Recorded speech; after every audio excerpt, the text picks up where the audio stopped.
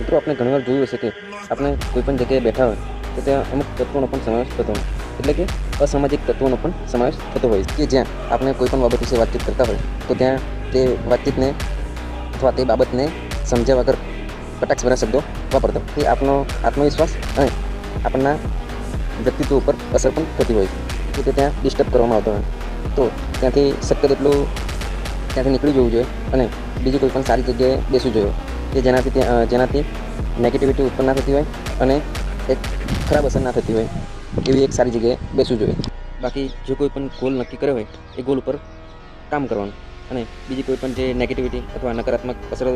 જે ઊભી કરતી જગ્યા હોય તે જગ્યાએથી બેસવાનું બંધ કરવાનું અને કોઈ પણ સારી જગ્યા હોય જે પોઝિટિવિટી અથવા સારું વાતાવરણ ઊભું થતું હોય અને જે પોઝિટિવ લોકો હોય એ લોકો જોડે બેસવાનું તો આગળ આવાશે. એક કહેવત છે જે બધાને યાદ થશે કે સંગ તેવો રંગ, એટલે કે જે કોઈ પણ જગ્યાએ આપણે બેસવું એ પ્રમાણે આપણું પણ વાતાવરણ ઊભું થતું હોય છે. સારી જગ્યાએ બેસતા હોય તો સારી અસર થાય અને ખરાબ જગ્યાએ બેસતા હોય તો ખરાબ અસર થાય. સારા મિત્રો અથવા તો સારા મિત્ર વર્ગ જોડે બેસવું જોઈએ.